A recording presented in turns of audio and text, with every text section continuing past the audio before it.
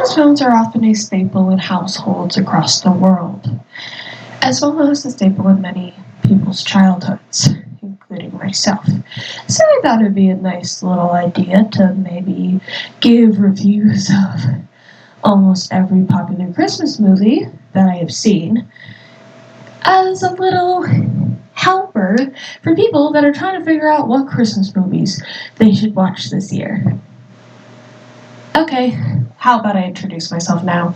Hi, I'm Allison Taylor. I'm a film reviewer here on YouTube. I pretty much just like talking about all things film. That's pretty much why I made this channel, like almost 2 years ago. Yeah, that's honestly kind of crazy to think of that I made this channel almost 2 years ago. But, yeah.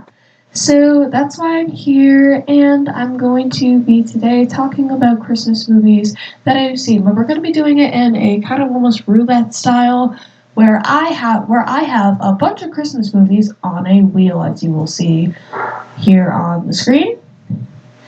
I put almost every Christmas movie that I can think of that I have watched over the years on this list, so that way I can pick some movie. So I can pick a movie to review for you guys, and note these will contain classics and some newer films as well.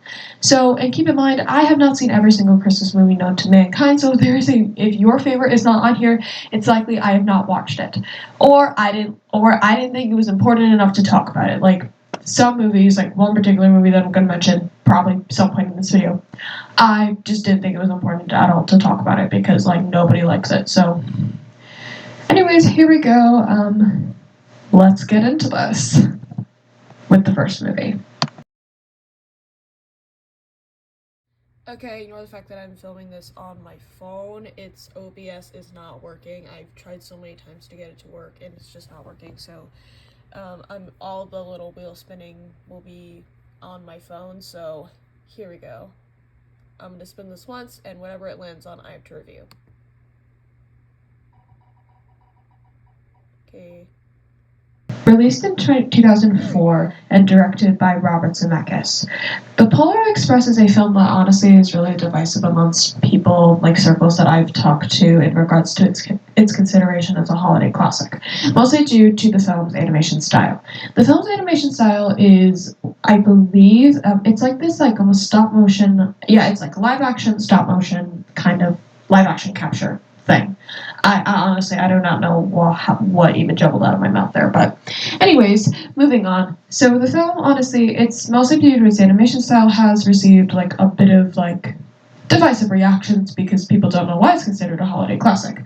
Now the thing is that with this movie in particular, honestly, I really like this movie. It's a good Christmas movie. Definitely not like one of my top favorites. Definitely like the animation is what's considered to be like uncanny valley, which like scares literally almost all of my friends. And like if any of my friends are watching this video, you know who you are. But I mean, yeah, that's mostly just to say about this movie. Honestly, with this movie, it's a pretty cute film. Like I feel like I'll be saying that with quite a bit of the movies on here. But honestly, this movie, I watched it as a kid, and I remember really disliking it as a kid until I was forced to bring the DVD for like a second grade Christmas party thing. I don't really remember that, but like I remember I mentioned having the DVD, and the teacher was like, "Oh yeah, Allison, you bring it," and I was just like, what? Okay, and then like that year in second grade, the amount of times I had to bring like DVDs because for people was a lot. I'm not trying to sound ungrateful, but like I had to bring DVDs a lot that year. But anyways, no more reminiscing on my childhood, but that's mostly like one of the main memories I have attached to this movie. But I definitely always hear like the conspiracy, like dark theories about this movie a lot. And I don't know, it's just like a common thing I always hear, but yeah. And also my friends always love to say like because the one gripe I always had about this movie was that like you never know the names of like anybody in this movie besides a sad boy whose name is later revealed as Billy. Well here. My personal outreach on this is just that, honestly, when I was a kid, I would always just make up names for them because I was even confused why they didn't have names, because I was like, why do people not have names? Like, every character in a movie has names. Oh yeah, me, who never saw, like, any, like, neo-noir film like that has unnamed characters. I don't know why I just referenced neo-noir movies in particular, but I don't know, they always have like unnamed characters. I think that's just a common trope in those movies, but okay. So anyways, Polar Express is a pretty cute movie. Definitely I'm going out of like a 5-star rating. I would definitely give this like maybe like a, I don't know, like maybe like maybe, I don't know, like maybe like 4 stars out of 5. That's a pretty good ranking in my opinion. So I'm not gonna be like rating them, like ranking them. It's more like a rating out of. I'm doing this out of 5 because that's how I do it on my Letterboxd account. So, anyways, that's the Polar Express. Moving on. Okay, here's the next one.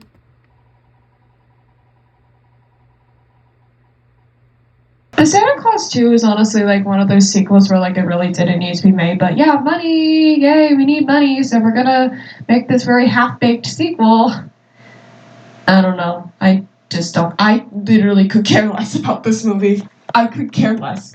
I could not care at all about it. I think the whole plot is stupid. I feel like everything about it is extremely stupid. I feel like it just, I don't know. This movie did not need to exist at all, and I cannot stand it. Maybe that's just because I'm not a fan of like the Santa Claus series at all to any degree. And I'm not like a fan of the Santa Claus to any degree. So I think maybe that's why I just don't care about this movie. And like that's the reason I didn't even put the third one on here. Because the third one is like not good, but it's like like much dumber than this. I can tell you it's much dumber than this. Which, listen, I understand, like my mom has to point this out all the time. Like, Allison, we're perfectly aware that you're not super big into like very over the top comedies, which that's a thing I'll admit. I'm not super big into super big like physical comedy stuff. I'm not big into that. But I do at times like there are like some like more slapstick comedy movies that I do like. So like but I'm not big into like super exaggerated comedy, like kind of like how Santa Claus movies are. It's like I'm just not into that. And also just the fact of the matter is that I just never cared about these movies, and especially this one I don't care about. So like honestly, I don't get why I'm rambling about it right now. I'm just gonna finish before I likely lose all my brain cells from the fact that I keep talking about this one. I absolutely cannot stand this franchise.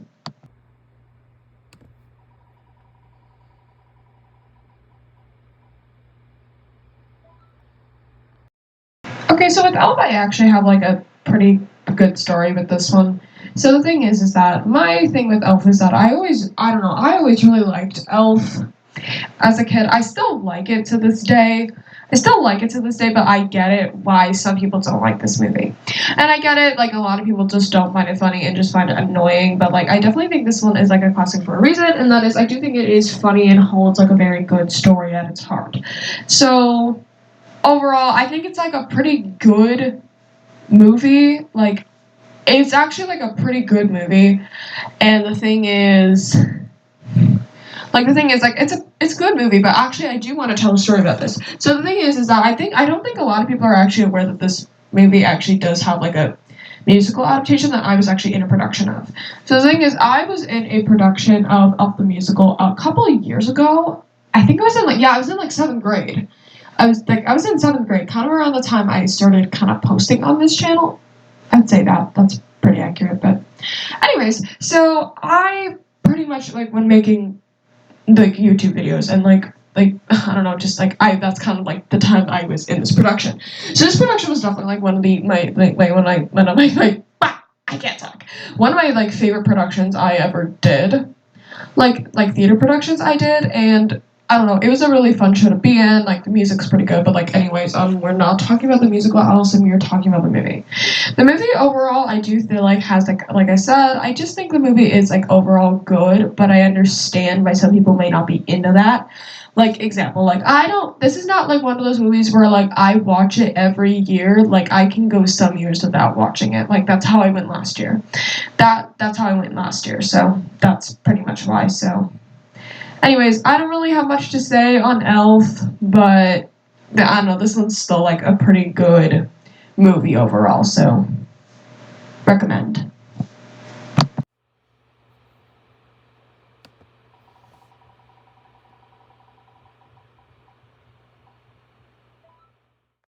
While not perfect, Happiest Season definitely holds a special place in a lot of people's hearts and also mine. So honestly, this movie it's definitely like very cute rom-commy vibes. Like I'm not super big into rom-coms. I think I've already said it on here before that I'm not super big into rom-coms, but I saw the cast and I was like, oh yeah, I'll probably like this one. And also one of my favorite people on YouTube, Amanda the Judd, I really liked this one. So I figured maybe I should check it out. So I just watched this one night, and I had a good time watching it. It was funny, and honestly, I don't know, like I said, I had a good time watching it. I did enjoy the story, though. Hopefully, my mom is not listening to me right now.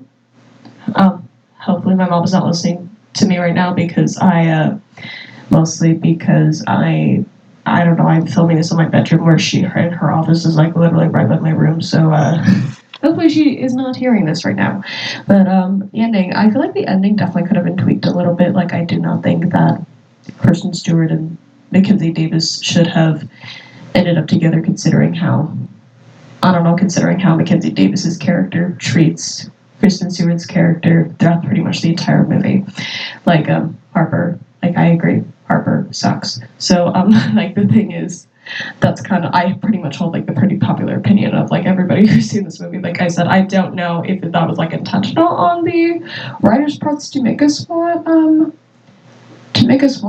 Abby with Riley, but like yeah, I'm pretty sure. I don't know if that was intentional on the writer's part at all, but still, it's fun to have like little headcanons, like little fan things. I don't know, but But the thing is, that's just my personal opinion. But overall, I really like this movie. It's definitely not perfect, but still, definitely holiday classic. This is definitely going to be like a holiday classic in my head now. So I don't know. I really like Happiest Season. Definitely highly recommend if you have Hulu. Definitely if you have Hulu, I check this one out.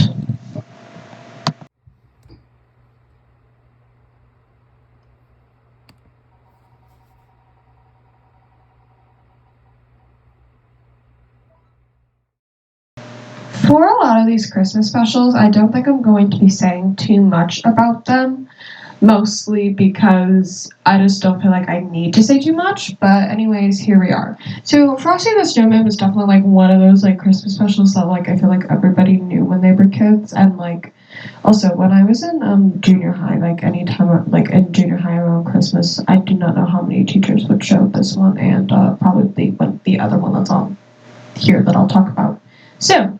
So, anyways, in regards to this movie, it's cute. Though I definitely saw like a video. I don't remember who made this video. Yo, Bosch Mojo, who made this video that was like, "Who didn't cry when Frosty melted?" That wasn't me, but still, I didn't. But I remember I was not paying attention during that part of the movie when I was a kid, and I was just like, "What happened, Mom?" My mom was like probably like, Allison, why can you not pay attention? I don't know. Little me asked questions every 5 seconds, every single movie that we watched. So honestly, I have like good memories of this one.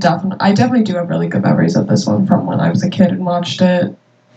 So yeah, definitely I do hold this one pretty fondly. So yeah, this one's good. Like especially if you have like younger kids, then I definitely think this one's a pretty good choice.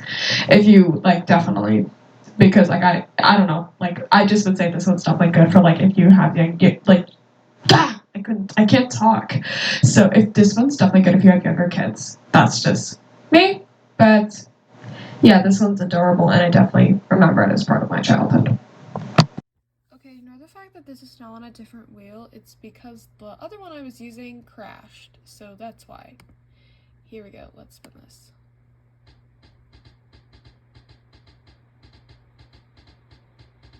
Here we go.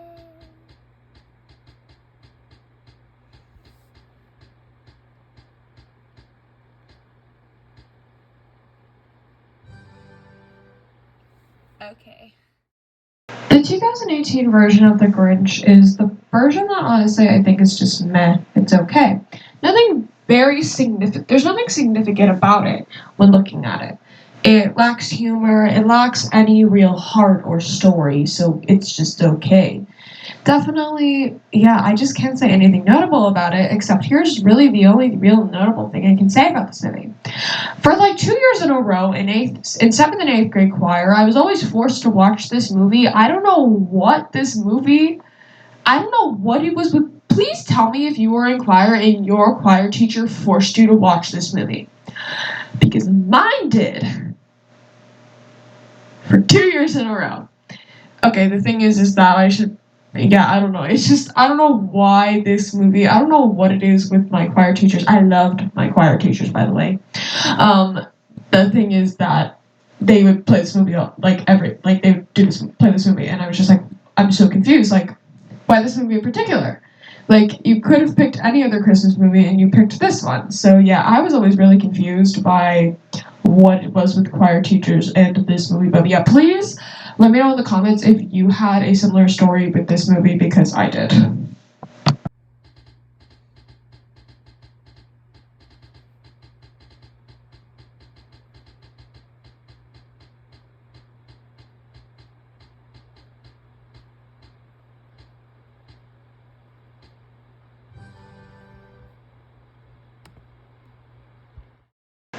The version of How the Grinch Stole Christmas from the year 2000 is definitely the version that I grew up with the most.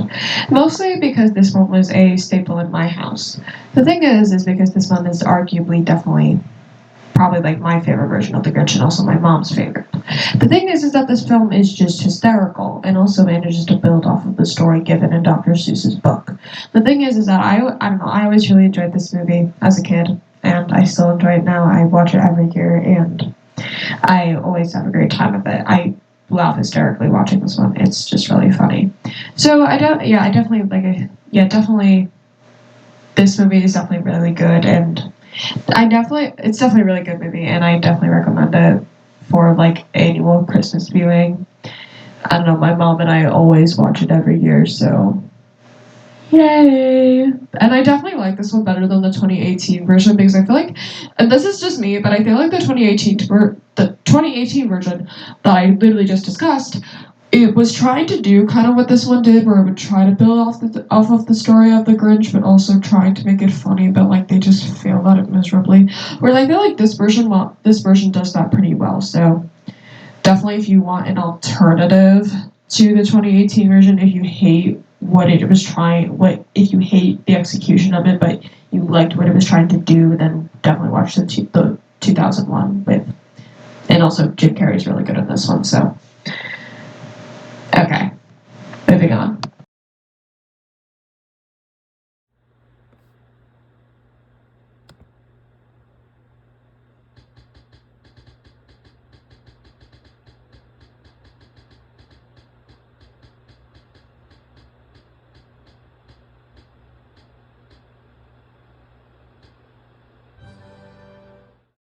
Now, most people that are going to be commenting on this video, watching this section, are just going to be like, Allison, Die Hard isn't a Christmas movie. Die Hard is a Christmas movie. Die Hard isn't a Christmas movie. Oh goodness, I am not getting into the whether or not Die Hard is a Christmas movie debate, because we can save that for another day, all right? But anyways, I've watched this one every year for like 2 years in a row now. The thing is that I don't know. I remember, I don't know, just with watching this movie. So, anyways, this movie, it's definitely like one of those like action movies that I do think like it has like a lot of good. It does have a lot of good action in it. It's a very entertaining movie. It's definitely a very entertaining movie, and I definitely had a fun time with it. It's definitely not one of my favorites, but still, it's very like it's I don't know. It's very entertaining. I quite enjoy it. I have actually never seen any of the sequels. I know that's pretty surprising for me to say, but honestly, I've actually not seen any of the Die Hard sequels. But that's not what we're here to talk about. The thing is that just with this movie and overall, like is this movie a Christmas movie debate? Personally, I say it is a Christmas movie because it holds a lot of these same sort of themes of Christmas movies, that I kind of look at it from more like from like that more perspective. I just see it as more of a Christmas movie because it also takes place during Christmas, and also it holds a lot of the same themes as a Christmas movie does. So that's personally why I call Die Hard a Christmas movie. You can debate that with me in the comments, or you could debate with anybody else in the comments, but please be nice to each other. Please be nice to each other. Please do not call each other names. Please be nice to each other if you're gonna debate this, because I know how heated people can get over this sort of debate.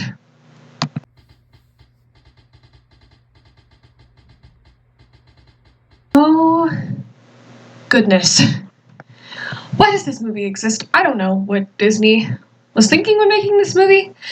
I think they were just thinking, oh yeah, Home Alone, huge franchise. Let's just make a bunch of money off of this.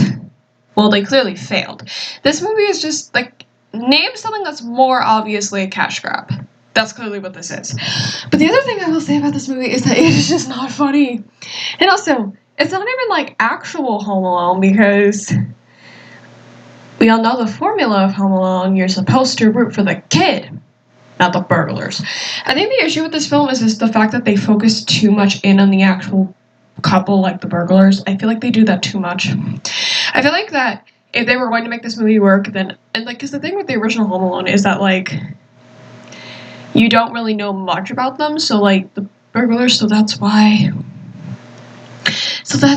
it's a lot more, like, quote unquote, too satisfying to see them get beat up. But, like, with the case with these people is that you actually feel bad for them, and then you're just like, this kid is a literal psychopath.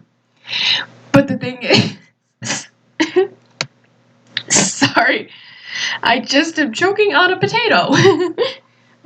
Okay, I was just eating like little small potatoes for some reason, but we're just gonna ignore that. So here we go.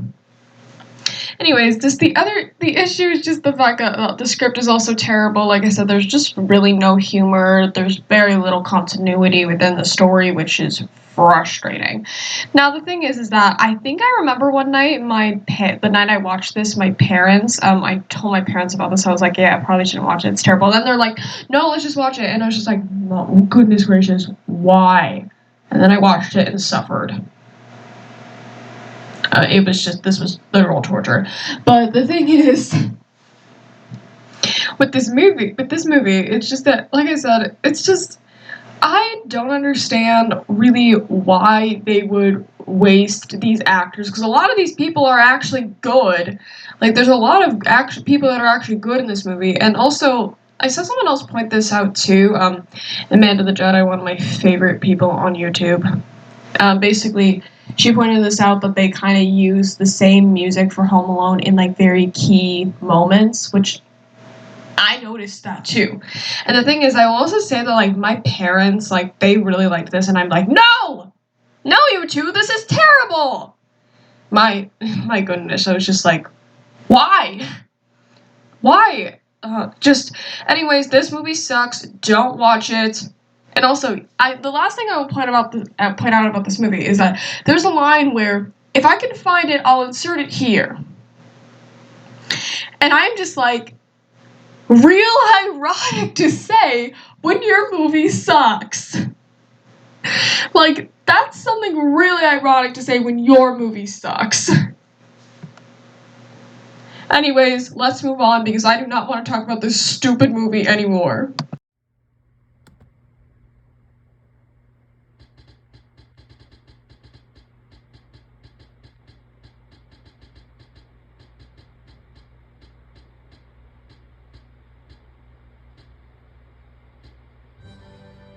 You guys already heard me talk about this movie in my best and worst movies of 2022 video, but I've already kind of said about Spirited, but I don't even think I really went full into why the movie was rather remarkable to me. The thing about Spirited is that I feel like it had potential to be, like, not average.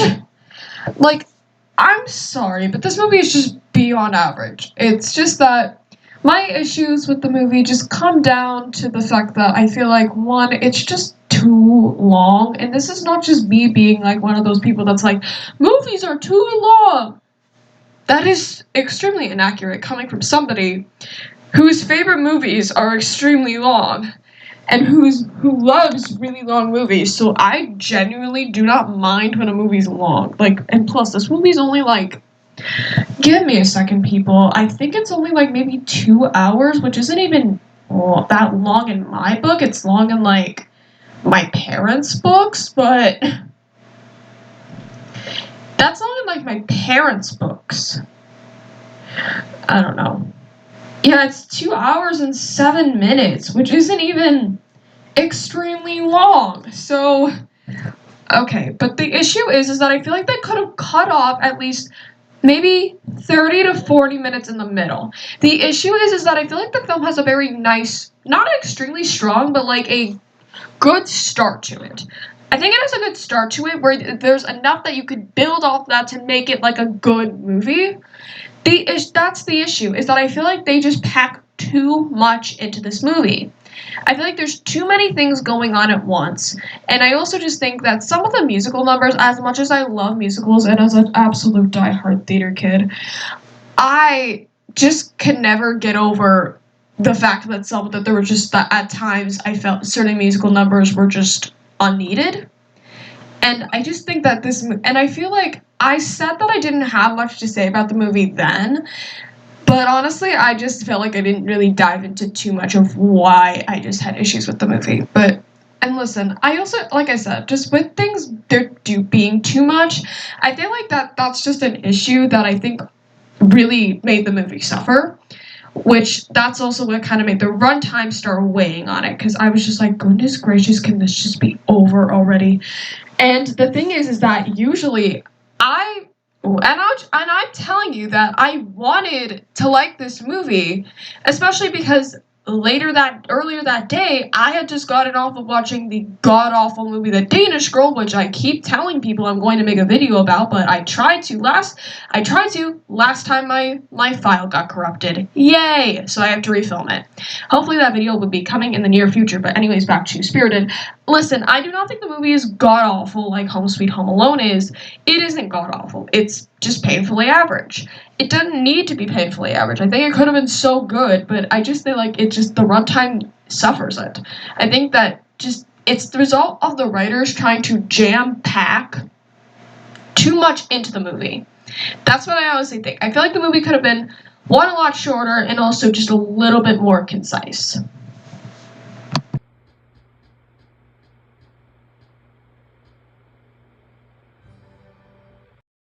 Probably the version of the How the Grinch Stole Christmas that I know is like, yeah, this is the oldest version of like actual film adaptation of How the Grinch Stole Christmas.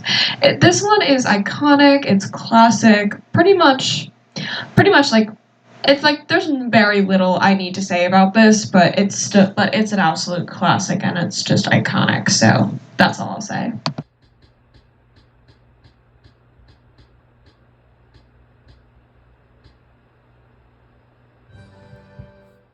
To clarify, the version I am talking about here is the version from 2019 because that is the version I've seen.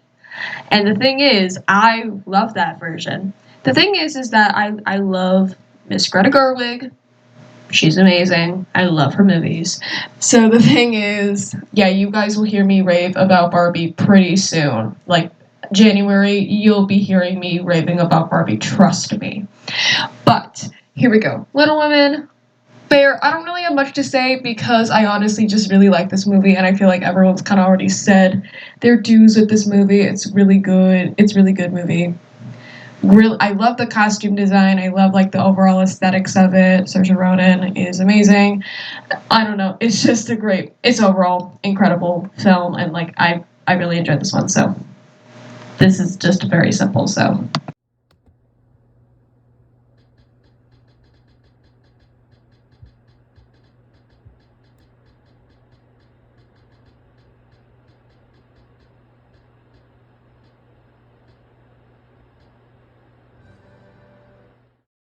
I'm definitely gonna make some people mad with this one, but like I said earlier when talking about the sequel, I just don't care about the Santa Claus. The thing is that with the Santa Claus is that I just could never get how just over the top the movie was. I just could never get around it. The other thing about the movie though is just that I just find the story just beyond stupid and unfunny. I find it like just unfunny, and I just don't really, I don't know, I just don't vibe with the Santa Claus as a whole, and I just never could get around it. As well as I understand that this is a lot of people's favorite, like people's favorite Christmas movie. This has always been one of my least favorites ever since I first watched it. But honestly, I just could never get around the Santa Claus even when I was a kid. I never could get my hands around it. It was never anything that I could, nothing that I really enjoyed. So I know I just made a lot of people angry with that statement, but I'm sorry. If you like this movie, then kudos to you.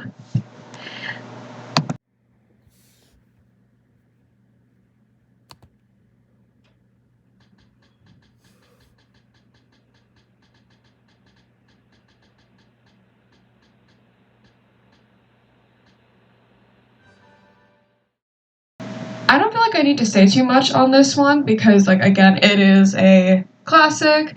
But however, I must add that I have not seen the 30s or 50s versions of Christmas Carol. I know my aunt loves like the I think it's like, yeah, 30s version my aunt really likes, and she's always telling me to watch it every year, and I'm like, okay, I will. Like, I plan on watching it this year, so that way, yeah, just because I know everyone really likes it, and this is like the main version that everybody really likes, so I will hopefully get to it. But once again, like I said earlier, Disney just gives me extreme amounts of nostalgia, so a lot of this, me raving about this is likely coming from a place of nostalgia, so we're just going to ignore that. This is just iconic and classic, so I don't really have much to say other than that.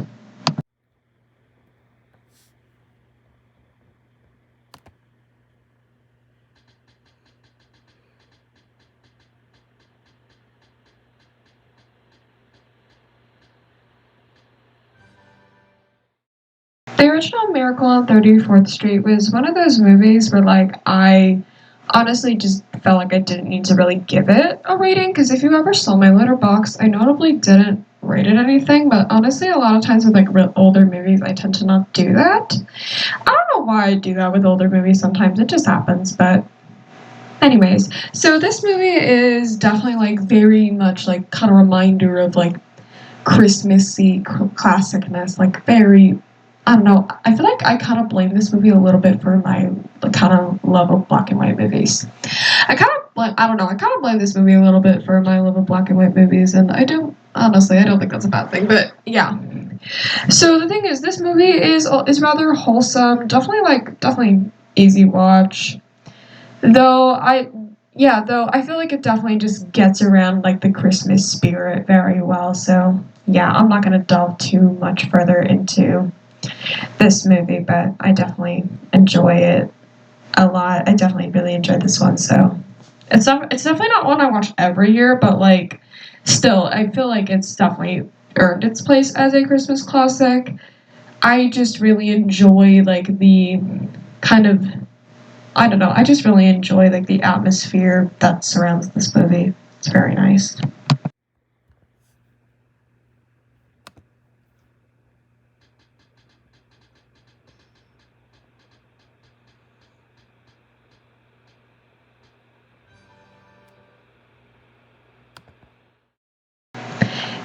I know this movie's pretty much on every single year. So I feel like it's honestly impossible that somebody has not caught this movie because it's on every year. Sometimes, actually, every year, 24 hours, it's on. So, yeah, I'm sure everyone's caught this movie at least maybe a lot of times in their life. Yeah, that definitely applies to me in this case. But, anyways, so in terms of like what I always say about A Christmas Story, this movie, yeah, this movie definitely is like one of. I always call this movie like definitely like a almost. No, I don't know. It's definitely like one of those movies where it almost kind of plays out like a sitcom. sitcom like. It almost kind of reminds me a little bit of like Kiki's Delivery Service almost in the way it's told. So if you've ever seen Kiki's Delivery Service, which you definitely should watch, it kind of reminds me of that almost, where like it plays into like these different stories and like then they kind of continue, then they kind of blend together. Except the difference is that it's like almost like that's known as episodic storytelling, and that's kind of what it is here with A Christmas Story, is that it has like a episodic thing going on. Actually, never mind, that's not episodic. I'm thinking of a different format. I'm thinking of like it's like a hybrid format. So the thing is what I mean by it is that there's like different conflicts going on, but then there's like the overarching story. So like that, because that's a combination of a episodic and serialized format is essentially what I'm saying. So serialized is like one continuous thing happening. Episodic is multiple different things, and like the world reverts back to how it was at the beginning. That's kind of that's kind of what's going on here, where it's a combination of the two. So like obviously we all know the thing with the Christmas Story is that it's so simple, but yet it works so effectively. There's like, I'm sure everybody knows like the iconic leg lamp, and obviously just like everyone, I feel like everyone's definitely heard the line "you'll shoot your eye out" quite a bit. But yeah, I don't know, it's just, this movie is absolutely iconic for a reason, and it definitely really captures the idea of being an outsider in your own family, and also an outsider in your inside of your actual life outside of your family. And I definitely think like this movie is well remembered for definitely good reason.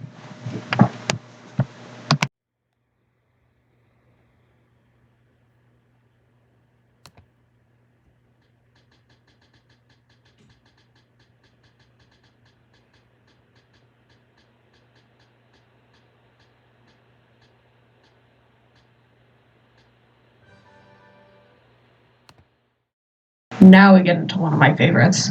But so this movie is absolutely iconic, and like I said, I'm usually not like a huge slapstick person, but like still I do like some like slapstick style movies, and this is definitely like one of those that I do like. This one, I don't know, it just cracks me up every time I watch it. It's so funny. It's so funny. It's absolutely iconic. I'm pretty sure everyone has quoted this movie, like if you've seen it like a few times at least. I don't know. It's hysterical. It's absolutely iconic, and I don't even think I need to tell people to watch it because I know like so many people have seen it already. But like still, this is one of my favorites. It's so good. Yeah, this one's also another one of my mom's favorites. So yay, I don't know, this one's hysterical, and I really enjoy it, so yay.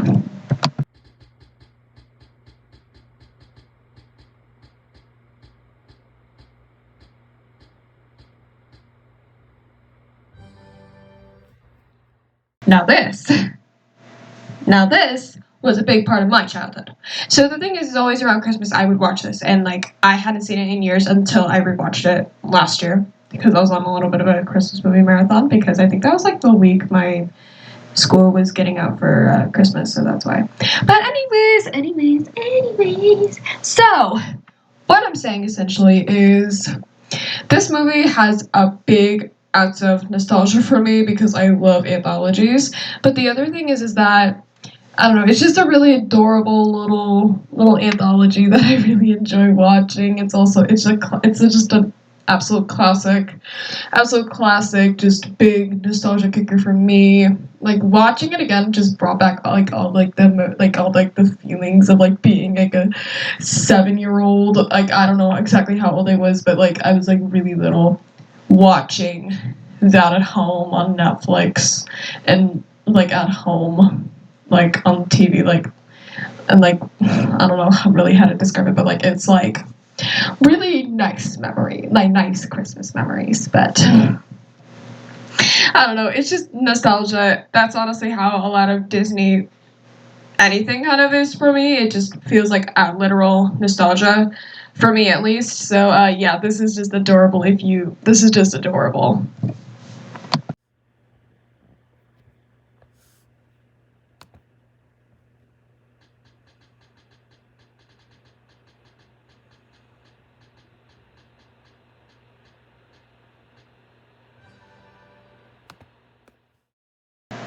Okay, I think this wheel is just like, yeah, we're just gonna get Allison to rave about her nostalgia. Like, we're creating brain connections here. Okay, so, anyways. So, a lot of people know this about me. I love the Peanuts. I love the Peanuts. I love like all of like the Peanuts like specials. I just love them. They're just adorable. Like the thing is about Charlie Brown Christmas is that it's so sweet, so wholesome, like just adorable. And I don't know. I just also love like the dun dun dun dun dun dun dun dun dun dun. Yeah, like the Peanuts theme song that we all know. I don't know. It just creates such nostalgia for me. I love the Peanuts, and I really enjoy this Christmas special. Just I think it's been airing like since the maybe '60s. Someone can correct me on that. I'll probably put it up here what year it started airing, but like I think it started airing like the '60s and it's been on since then. Like I think that just proves how much of a classic it is. So yay! I think like I'm gonna be definitely saying that a lot in this. I've definitely said that a lot in this video already, but yeah, just Charlie Brown Christmas is just an absolute classic that will obviously stay. It's going to just stay a classic. It's just amazing.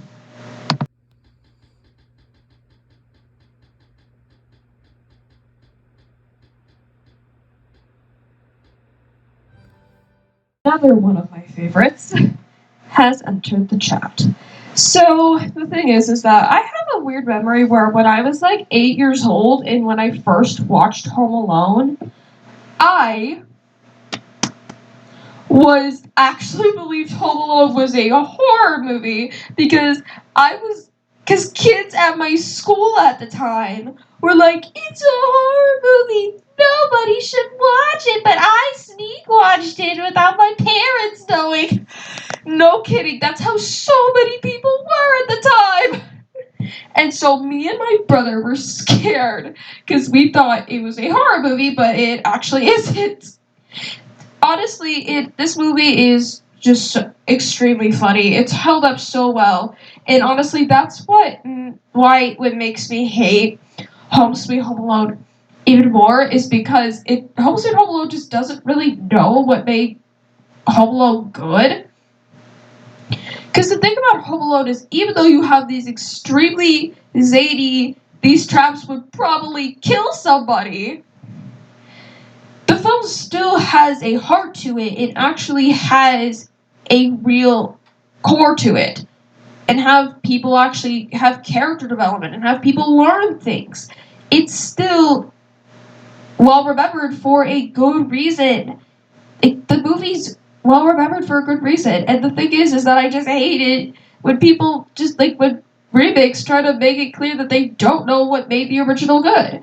And honestly, just this movie is just I don't know, just Home Alone has always been like one of my favorite Christmas movies and and ever since I was 8 years old, I've been watching the movie every year for Christmas. So yeah, just this movie is really special.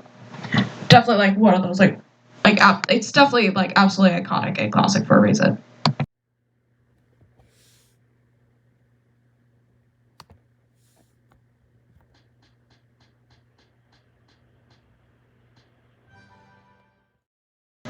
Now, this movie was not well reviewed when it came out, but still, I feel like it has a lot of the bare bones that make the original Home Alone good.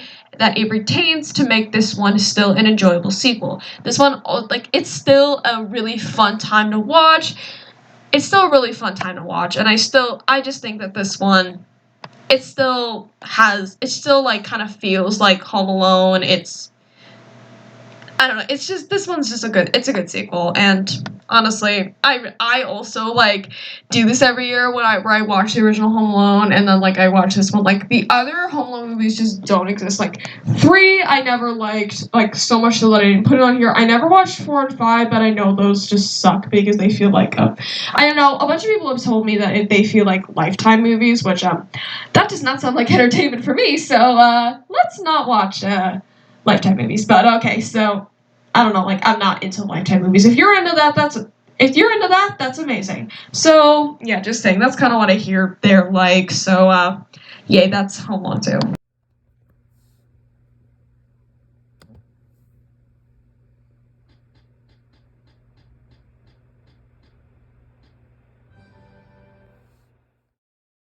It's a Wonderful Life is a movie that I feel like I'm definitely going to make some people not very happy with the statement I'm about to say next, and that is, I actually did not like It's a Wonderful Life. Actually, I didn't hate It's a Wonderful Life.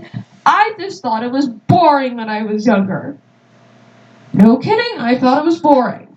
So the thing is that it wasn't until more recently when I actually started really enjoying It's a Wonderful Life, because the thing is, this movie is definitely it does start off very depressing, and it comes off very depressing obviously in the beginning, but at the end it just turns into a story of just of it's just this movie just gives me very much very hopeful feeling.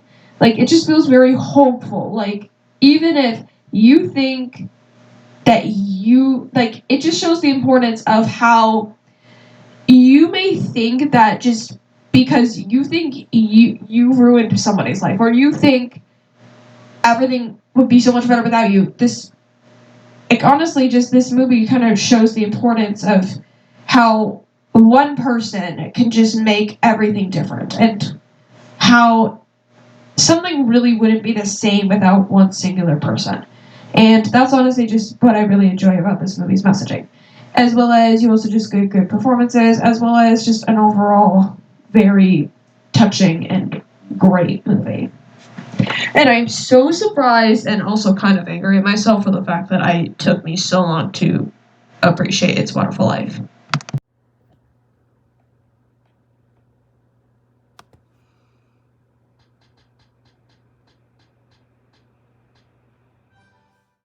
All right. Now we get into one of my favorite movies ever, and also just my favorite Christmas movie, and also probably the movie that marked my childhood. Okay, so the thing is, this movie is absolutely incredible. I could stay here for hours raving about it. The music is incredible. The music's incredible. Voice acting is incredible. The animation I could rave about. The thing is, the animation, stop motion. I do not know how people do stop motion. It is so, it looks so beautiful to look at, but it's so hard. How do people do it? I don't know, but yeah, it's just this movie is just a amalgamation of talent, and it's just incredible to watch. The score is so beautiful to listen to. Danny Elfman is one of the most probably one of my favorite film composers. Just oh my goodness, just what he does with this movie is just incredible. If you have never seen The Nightmare Before Christmas, then you need to get on it. You need to. You will have an amazing time. Trust me. This one is available on Disney Plus and also a couple other locations. But yeah, this one is just absolutely incredible.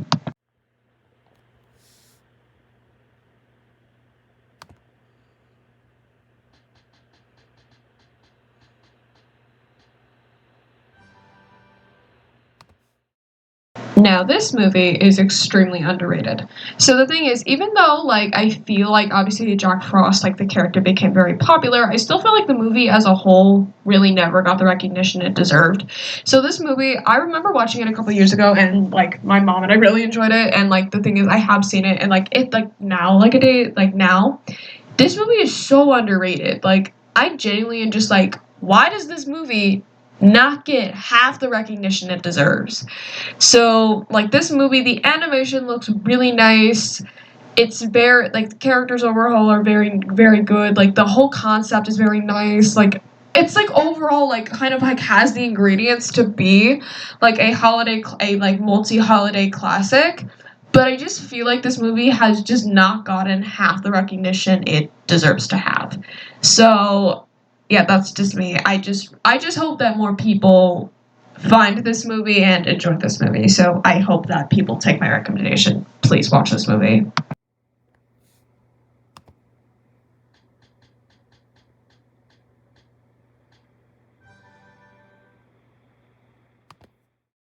Great. Now we're on to the bad stuff again. So if anybody remembers my Movies of 2022 video, you will remember that I ranked this movie pretty low. And listen, I cannot believe I even have to explain this, that just because a movie was never intended to be good does not mean it's off the criticism block. Like, nobody figured this movie was going to be good. Nobody thought this movie was going to be good. Because it seems very Hallmarky, and it is very Hallmarky. But it's still bad. The movie is just extremely unoriginal. The special effects, CGI, was terrible, and I was just laughing. I was just because that movie was just torture to watch. Because my mom and I thought it was a genius idea to go to watch this movie on Netflix, and I remember vaguely this Instagram story that I put out one time that was I'll see if I can find it so I can put it up here. It was torturing myself watching Falling for Christmas, because it was torture. As much as I love Lindsay Lohan. Because I love Lindsay Lohan, because I love Mean Girls, and I pretty much like anything she's in, so oh my goodness. This movie was so bad. Okay, the issue is the main issues I have with the movie is just the fact that the script is really stupid, and also just the fact that it's just very cliche. Once again, I never thought it was gonna be good, but just because it's not supposed to be good doesn't mean I can't rip it to shreds. But the thing is, the other issue with the movie is I'm sorry, her and Cord Overstreet just have no chemistry. And I'm just are we supposed to want these two together? Because they have no chemistry. They have no chemistry, and they just look really, I don't know, they're just not a good couple. It's very, I don't know, it was never going to be good, but still, it's terrible. And honestly, I kind of wanted the movie to prove me wrong when I watched it, but honestly, it didn't prove me wrong. It just more so proved that it was lazy. Because most of the movie is extremely lazy, and also I cannot get over how hideous the costume design is. Because the one thing I will say is that there is a way to do over-the-top fashion, but not make it look stupid. Half the stuff that Lindsay Lohan wears in this movie just looks terrible on her. I'll give a good example. I'll see if I can put a picture up here. There's this one outfit that she's wearing that is this hot pink skiing outfit, and she's wearing this big obnoxious hat, big obnoxious glasses, big obnoxious coat, big obnoxious everything. And I understand that it's supposed to show that the character is wealthy, but there's ways to show that without it looking stupid. You could have her dressed in maybe designer brands, but you could still try to make it look not stupid. It just reads that the costume designers did not care about the movie they were working on, and just were yeah, we'll just find the most ridiculous thing that we can think of and just do it. The other really ridiculous outfit of hers was the outfit she kind of wore in the beginning with the red jumpsuit with the really obnoxious sleeves. I'm sorry, but that would have looked so much better if it was maybe a regular red jumpsuit with a regular jacket over a jacket over it. That would have looked so much better and also the stupid big obnoxious hat. Why the big obnoxious hat? And also the really obnoxious glasses. Just why? Why? And why? It also kind of reminded me of the plot, my mom was kind of it reminded her of Overboard or something, but still, this movie could never be saved, but this movie is just terrible. Don't bother. I understand. If you like stuff like that, then I think you'll enjoy it, but yeah, me and my mom felt like we were just being tortured by watching this. Because we both do not like Hallmark movies, but my aunt loves Hallmark movies, so we told her to watch this, but she won't watch it because she hates Lindsay Lohan, so, yeah.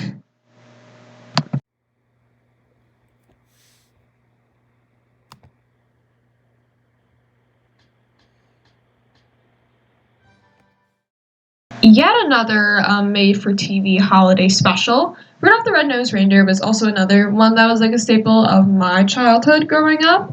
So the other thing is that I know that this one scares everybody, but here's the thing.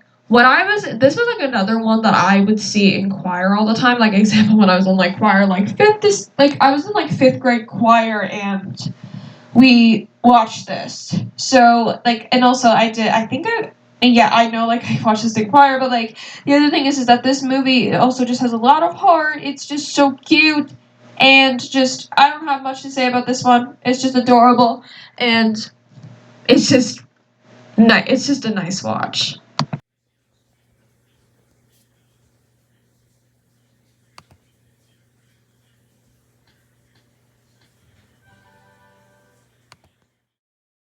Scrooge is one of those movies where like honestly this movie's okay. Like I mean, I wouldn't mind if it was on. It's just that like I just don't really give this movie much thought. I'm not gonna say too much just because I don't give this movie too much thought. It's just there for me. I know this one's like I know this is like some people's absolute favorites, but still, I've seen better versions of Christmas Carol. Like this is definitely a more unique version, but like still, yeah, it's just there for me.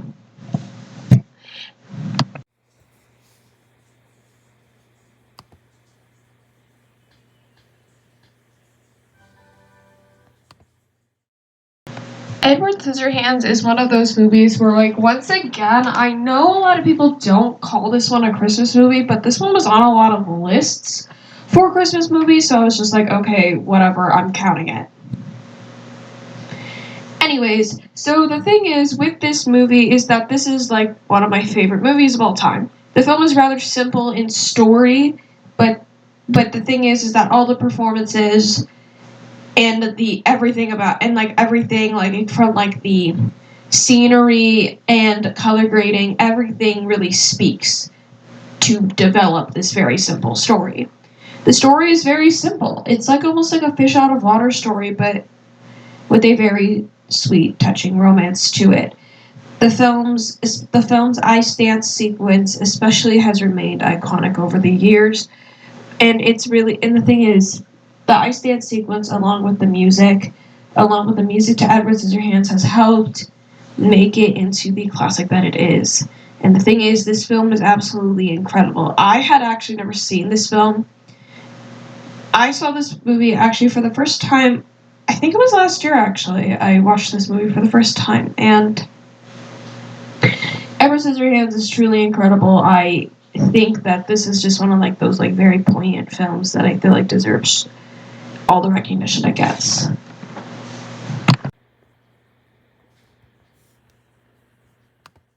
Final film we're going to talk about in this video is Gremlins.